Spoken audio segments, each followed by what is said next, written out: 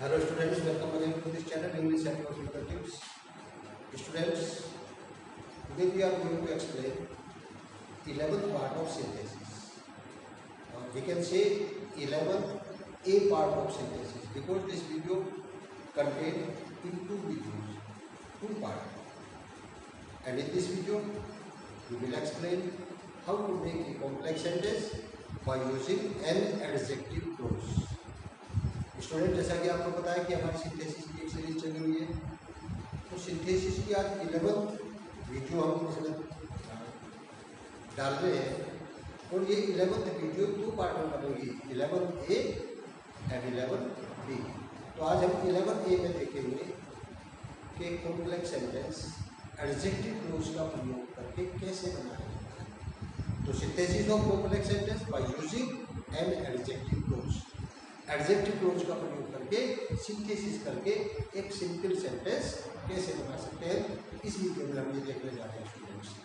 अब सिंथेसिस तब होगी जैसा कि आपको पता है कॉम्प्लेक्स सेंटेंस तो आपने पढ़ लिया है, और कॉम्प्लेक्स सेंटेंस में आपने ये पढ़ लिया है कि कॉम्प्लेक्स सेंटेंस वे सेंटेंस होते हैं जिसमें एक प्रिंसिपल क्लोज कम से कम एक अथवा एक से अधिक सबऑर्डिनेट क्लोज से सबऑर्डिनेटिंग कंजंक्शन से जुड़ी होती है। आपने प्रिंसिपल क्लोज क्या होता है ये भी पढ़ लिया, सबऑर्डिनेट क्लोज क्या होता है ये भी पढ़ लिया, सबऑर्डिनेट क्लोज कितने प्रकार की होती है ये भी पढ़ लिया। पिछली वीडियो में आपने नाउन क्लोज से सिंथेसिस कर ली, कॉम्प्लेक्स सेंटेंस बनाना सीख लिया। आज हम एडजेक्टिव क्लोज से सीखेंगे, तो पहले हम एडजेक्टिव क्लोज क्या होती है उसके बारे में डिटेल में थोड़ा पढ़ेंगे, उसके बाद हम सिंथेसिस कर पाएंगे। तो सबसे पहले हम देखें एडजेक्टिव सबऑर्डिनेट क्लोज क्या होती है। स्टूडेंट, सबऑर्डिनेट क्लोज का आपको पता है कि part of the complex sentence which can not express its meaning but for its meaning depend on the principal clause। यानी किसी कॉम्प्लेक्स सेंटेंस का व्यवहार जो अपना अर्थ स्वयं प्रकट नहीं कर पाता बल्कि अपने अर्थ के लिए प्रिंसिपल क्लोज पर डिपेंड करता है, उसको हम सबऑर्डिनेट क्लोज कहते हैं। और सबऑर्डिनेट क्लोज जो होती है वो तीन प्रकार की होती है। पहले आप पढ़ चुके पिछली वीडियो में नाउन क्लोज, आगे पढ़ेंगे एडजेक्टिव क्लोज। क्या होती है students adjective clause? Adjective subordinate clause जो होती है उसको हम डिफाइन करेंगे।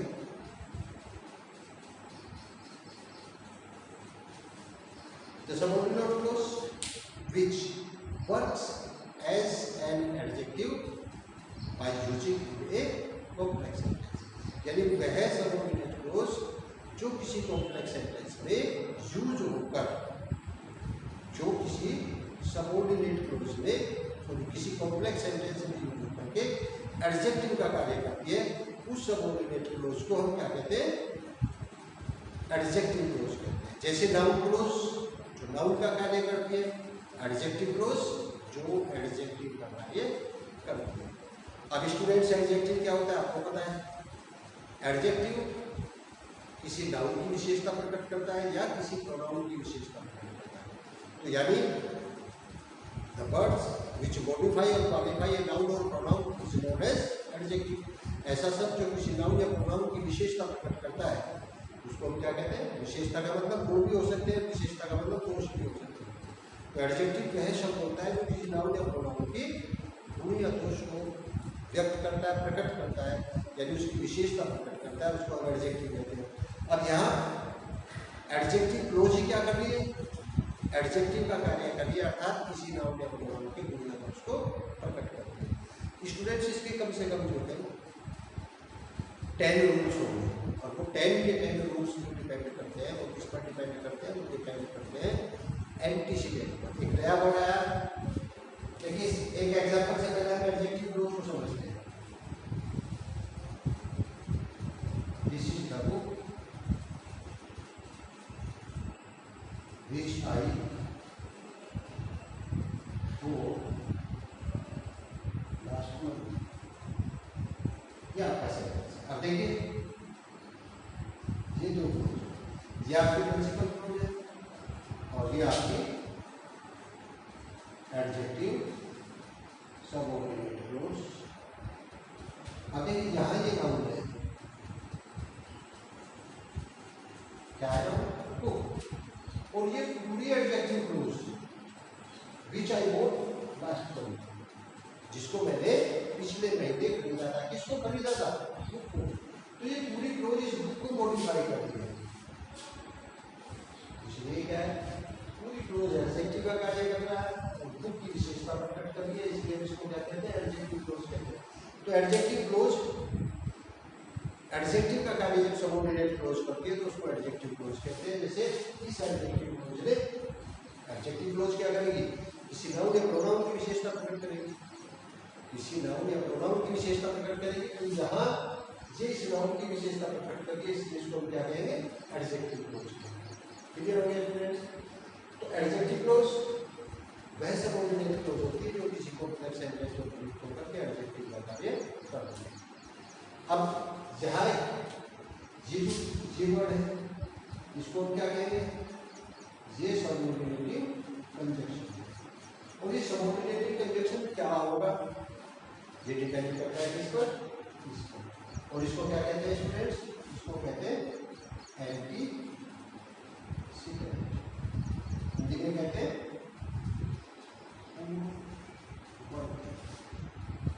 अब एंटीसीडेंट एक नया वर्ड आपके सामने आ गया, वो एंटीसीडेंट होता क्या है, पहले एंटीसीडेंट देखते हैं क्या होता है। एंटीसीडेंट जो नया वर्ड है आपके सामने एंटीसीडेंट, बहुत सारे टीचर्स नहीं बता पाएंगे आपको एंटीसीडेंट क्या होता है, तो हम देखते हैं एंटीसीडेंट वो होता क्या है, हिंदी में कहते हैं। तो क्या होता है, आपने देखा है कि कोई भी एडजेक्टिव क्लोज हमेशा किसी नाउन या प्रोनाउन के बाद में लिखी जाती है और उस नाउन या प्रोनाउन के बाद में लिखी जाती है जिसकी वो विशेषता प्रकट करती है। तो उसी नाउन या प्रोनाउन को हम स्टूडेंट्स एंटीसीडेंट कहते हैं। अर्थात ये कह सकते हैं antecedent is the word in a complex sentence which is modified और qualified by the adjective clause. यानी एंटीसीडेंट किसी कॉम्प्लेक्स सेंटेंस का वह शब्द है या वह नाउन या प्रोनाउन है जिसकी विशेषता प्रकट की जाती है एडजेक्टिव क्लोज के द्वारा। ये नाउन भी हो सकता है, प्रोनाउन भी हो सकता है। ठीक है, this is the boy who helped me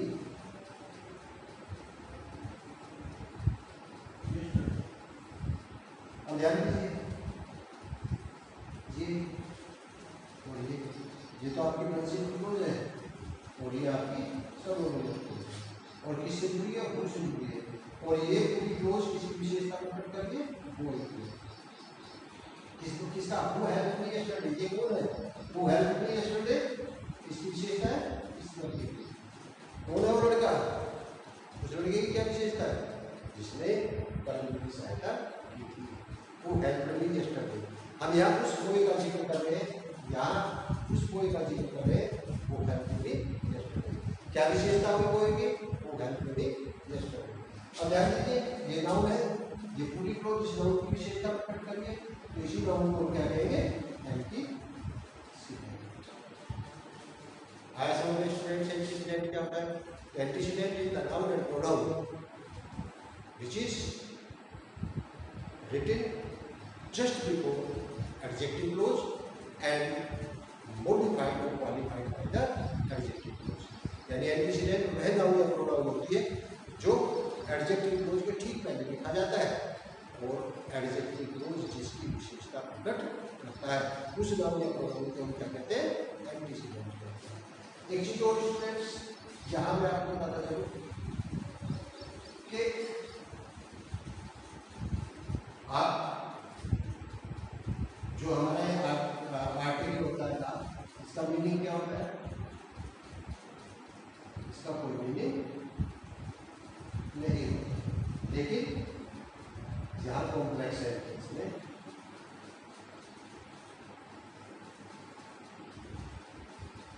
जहाँ एडजेक्टिव क्लोज जुड़ी होती है वहाँ का मीनिंग क्या होता है, वही वह क्या इसका मीनिंग क्या होता है, वही उसी वह और कुछ देखिए जैसे हमने कहा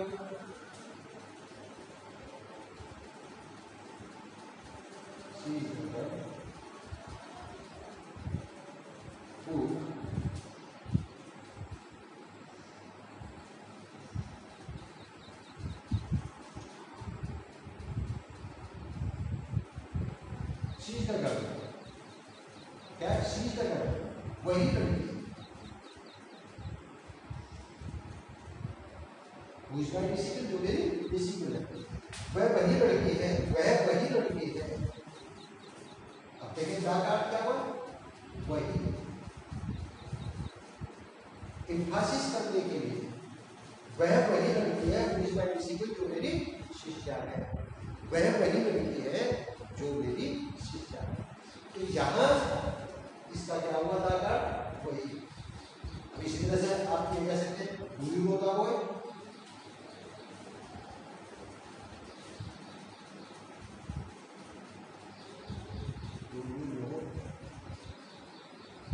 जल्दी करते हैं the house where he lives. अब देखिए द हाउस, द का मीनिंग क्या है, उस घर। Do you know the house, क्या आप उस घर को जानते हैं, वेयर ही लिव्स, जहाँ पे रहता है। अब यहाँ दा का मीनिंग क्या हुआ, उस घर। तो बाकी कहीं भी दा का मीनिंग नहीं होता, लेकिन इन सेंटेंसेस में होता है। दा का मीनिंग होता है वह, वही, उस, उसी। तो इस तरह से इन सेंटेंसेस में दा का मीनिंग होता है निश्चित। अब देखिए स्टूडेंट्स, जो एडजेक्टिव क्लोज होगी, वो एडजेक्टिव क्लोज हमेशा कहाँ से शुरू होगी, adjective close always starts with the relative pronoun। और ये जो relative pronoun है वो क्या होता है, सबऑर्डिनेटिंग कंजंक्शन होता है। जो relative pronoun होता है वो सबऑर्डिनेटिंग कंजंक्शन का कार्य करता है। तो एडजेक्टिव क्लोज हमेशा जो है किसी relative pronoun से शुरू होती है, या एडजेक्टिव क्लोज सबऑर्डिनेटिव कंजंक्शन से शुरू होती है। अब ये रिलेटिव प्रोनाउन कौन सा होगा, ये सबऑर्डिनेटिव कंजंक्शन कौन सा होगा, ये डिपेंड करता है किस पर, ये डिपेंड करता है हमारे एंटीसीडेंट। यदि जैसा एंटीसीडेंट होगा वैसा ही हम रिलेटिव प्रोनाउन का प्रयोग करते हैं। Antecedent decide which relative pronoun will be used in the starting of the adjective close. यदि एंटीसीडेंट ही ये निश्चित करता है, निर्धारित करता है कि हमारा एडजेक्टिव क्लोज किस रिलेटिव प्रोनाउन या किस सबऑर्डिनेटिव कंजंक्शन से शुरू। अब इसके लिए आप देखेंगे तो कुछ रूल्स होते हैं, हम सबसे पहले रखेंगे रूल नंबर 1। क्या है rule number 1,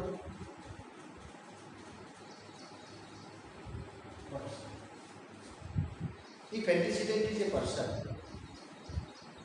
if antecedent is a personal or personal pronoun, person or personal pronoun,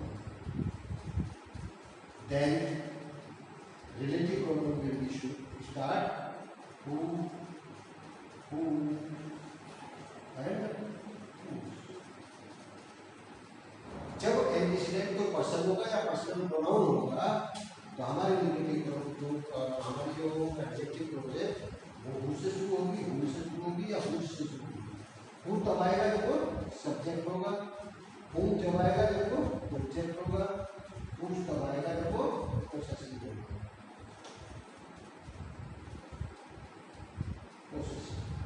अब यदि सब्जेक्टिव केस है तो हु का प्रयोग करते हैं, ऑब्जेक्टिव केस है तो हुम का प्रयोग करते हैं, पोसेसिव केस है तो हुज का प्रयोग करते हैं। ये किससे डिसाइड होगा, ये एंटीसीडेंट पर्सन या पर्सन प्रोनाउन है।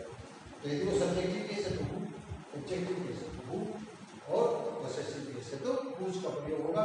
एक एक एग्जांपल दे देता हूँ तो आपका क्लियर हो जाएगा। देखिए क्या है,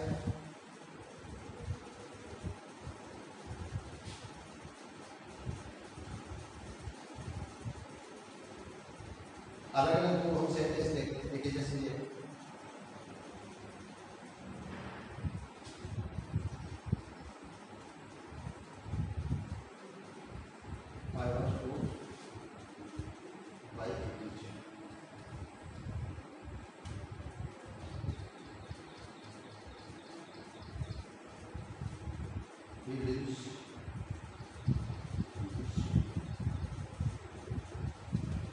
देखिए, I was told by a teacher that is in program he lives in this city. तो क्या हो जाएगा? I was told by a teacher. देखिए एंटीसीडेंट है, who lives in this city। अब देखिए क्या है? टीचर, टीचर कौन होगा? पर्सन। तो इसलिए क्या है? I was told by a teacher who lives in this city. या इसी तरह से हम क्या कह सकते हैं? The teacher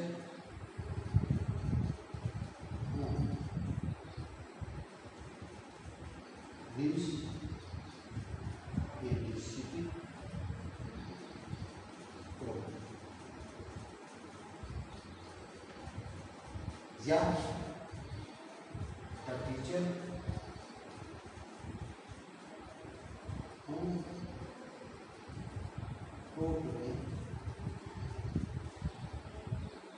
lives in this city। अब देखिए इसमें क्या है? द टीचर एंड इसमें क्या है? The teacher who told me the adjective. The teacher lives in this city, principal close.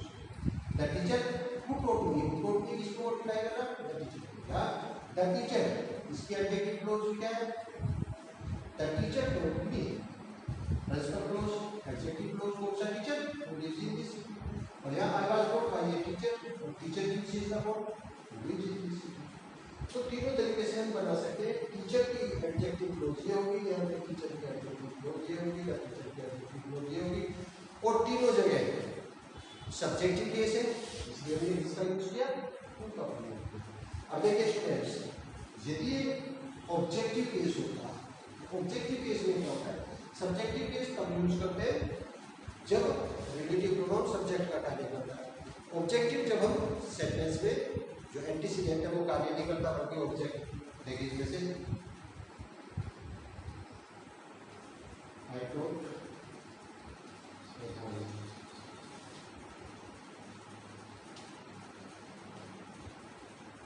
he is not male। अब देखिए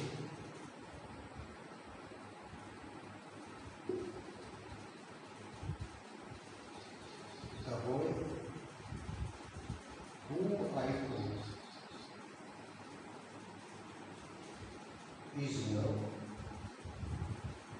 male। अब देखिए the boy ये क्या हो गया? Antecedent.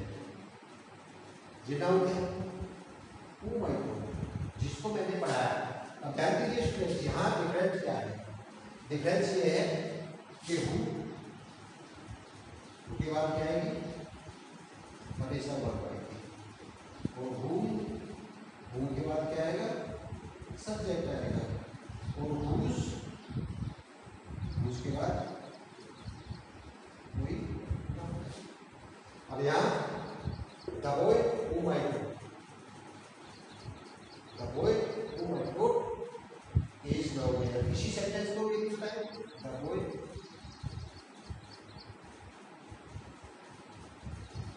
who is now male is very। तो ये सेंटेंस इस तरह से नहीं आता, लेकिन the boy who is now male क्या सब्जेक्टिव केस का है, क्योंकि इस बॉय के बारे में बता रहे हैं। इसलिए जहाँ हमने क्या बताया? जहाँ हमने बताया कि जिसे मैंने पढ़ाया, इसलिए यहाँ ऑब्जेक्टिव केस आया। सब्जेक्टिव केस जो है the boy who is not male, जो मेल है, इस बार को मेरा शिष्य है। तो इस तरह से इसके बाद आएगी वर्ब, इसके बाद आएगा सब्जेक्ट। तो हुम ऑब्जेक्टिव केस के लिए। अब देखिए इसी तरह से हम क्या कर सकते हैं? पोसेसिव केस के लिए। पोसेसिव का मतलब जब किसी पर अपना अधिकार करना हो, जैसे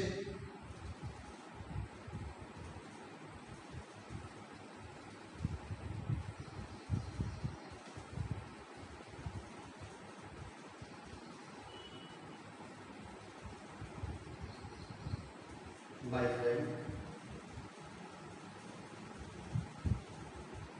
फादर इज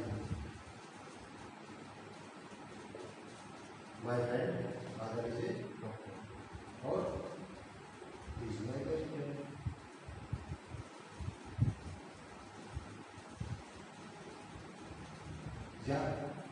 यहाँ ये भी कह सकते हैं a boy father is a doctor, a boy father is a doctor, a boy's father is a doctor। एक लड़की के पिता की डॉक्टर है, इस बार क्या हो जाएगा? The boy whose father is a doctor is my friend। क्या हो गया? वह लड़का जिसके पिताजी डॉक्टर है, my friend is a doctor. Principal clause क्या हुआ? The boy is my friend. Principal clause adjective clause whose father is a doctor. अब देखिए यहाँ बॉय ना तो सब्जेक्ट का है ना ही ऑब्जेक्ट है, बल्कि क्या है? इस बॉय का पोसेशन किस पर है? अपने फादर पर। दूसरे में क्या लगा? हमें यहाँ लगा possessive case. The boy whose father is a doctor is my friend. तो इस तरह से स्टूडेंट यदि एक्सीडेंट पर्सन हो, पर्सनल प्रोनाउन हो, तो हम किसका यूज करते हैं? हु सब्जेक्टिव केस के लिए, हु ऑब्जेक्टिव केस के लिए, हुज पोसेसिव केस के लिए। रूल नंबर 2 देखते हैं।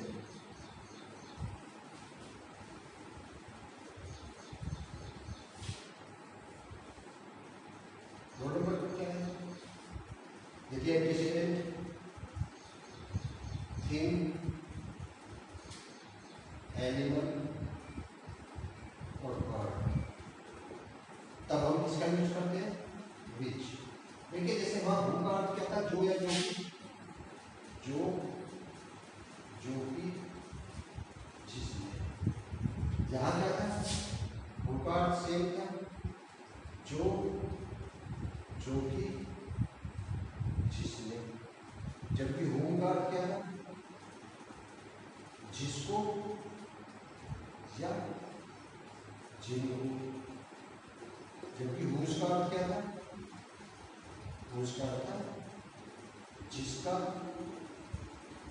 जिसकी और जिसके। और यहाँ सब्जेक्ट ऑब्जेक्ट पोसेशन तीनों के लिए किसका प्रयोग करेंगे? विच का प्रयोग करेंगे। लेकिन विच का प्रयोग कब होगा? जब वो कोई थिंग हो, एनिमल हो, बर्ड हो।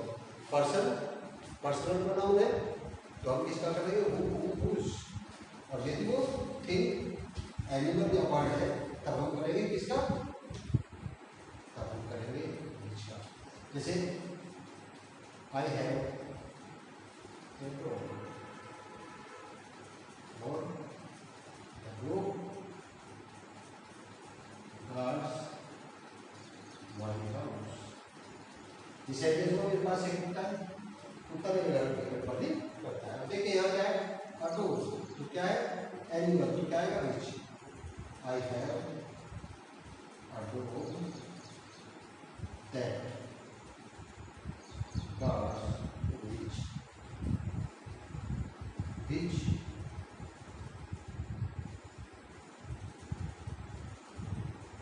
Guards my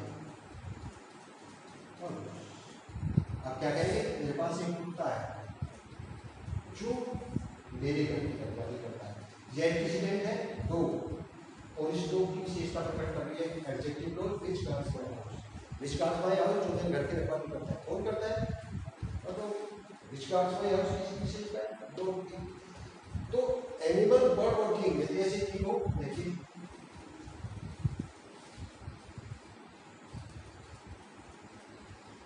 I have a book,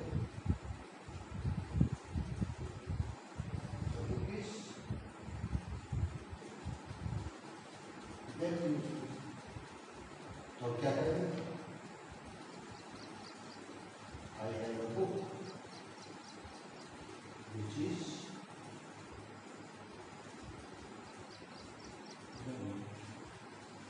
I have a book which is very useful. Book की विशेषता क्या है? Which is very useful. Book क्या हो गया? एंटीसीडेंट। अब यहाँ स्टूडेंट्स देखेंगे कि होगा प्रयोग क्यों नहीं किया, होगा प्रयोग नहीं हो सकता क्योंकि ये क्या है, थिंग है, नॉन लिविंग थिंग है। तो नॉन लिविंग थिंग एनिमल और बर्ड यदि की होती है तब आप ऐसी कंडीशन में क्या करते हैं, ऐसी कंडीशन में विच का प्रयोग करते हैं। देख आपका स्टूडेंट्स रोल नंबर सेकंड के लिए होगा। इससे आगे स्टूडेंट्स 11B में हम देखते हैं, जो कि बड़ी वीडियो हो जाएगी, लंबी वीडियो हो जाएगी, जो पॉसिबल नहीं है, इसलिए इससे अगली जो है इससे शेष पार्ट जो है इसका वो 11B में देखेंगे। स्टूडेंट्स आपको वीडियो कैसी लगी कमेंट करके बताइए, अच्छी लगी तो लाइक करके बताइए। यदि आपने मेरे चैनल को सब्सक्राइब नहीं किया तो चैनल को सब्सक्राइब करिए, बेल आइकन को प्रेस कर दीजिए ताकि आने वाली वीडियोज़ की नोटिफिकेशन आपको प्राप्त होते रहे। अपने फ्रेंड्स के साथ वीडियो को अधिक से अधिक शेयर कीजिए ताकि वो भी इसका लाभ उठा सके। मिलते हैं नेक्स्ट वीडियो में, तब तक के लिए थैंक यू।